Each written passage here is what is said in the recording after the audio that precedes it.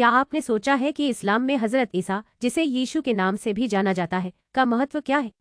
तैयार रहें एक ज्ञानवर्धक यात्रा में खोजने के लिए, क्योंकि हम इस्लामी परंपरा के अनुसार हज़रत ईसा, जो इस्लाम में एक महान पैगंबर हैं, के कालक्रम को खोलेंगे।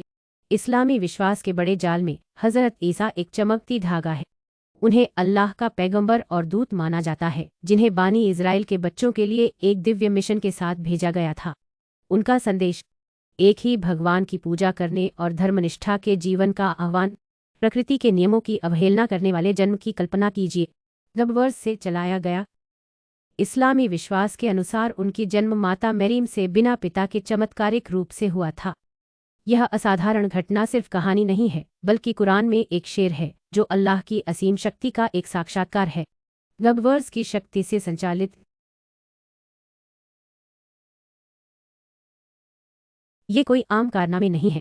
ये हज़रत ईसा के चमत्कार हैं, जो अल्लाह की इजाज़त से किए गए हैं। वे कुरान और इस्लामी परंपराओं में दर्ज हैं, जो परमात्मा के साथ उनके विशेष संबंध को प्रदर्शित करते हैं। हालांकि इन चमत्कारों के बावजूद इस्लाम में हज़रत ईसा को ईश्वरीय नहीं माना जाता है। वह एक आम इंसान है, एक पैगंबर और अल्लाह का सेवक, बस दूसरे पैगंबरों की तरह। उनकी ज़िंदगी और मिशन उनकी मानवता और अल्लाह की सेवा को याद दिलाते हैं।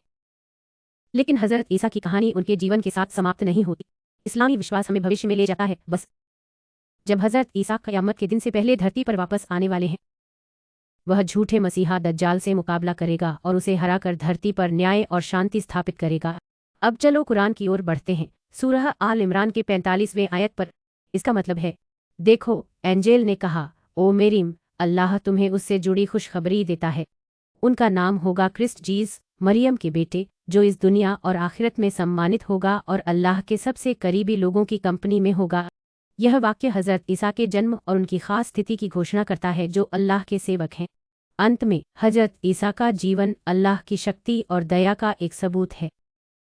उनका चमत्कारी जन्म, उनकी गहन शिक्षाएं, उनके अद्भुत करिश्मे और उनकी अपेक्षित वापसी सभी मानवता के लिए अल्लाह के असीम शक्ति और उनके अटूट प्यार का यादगार बनते हैं।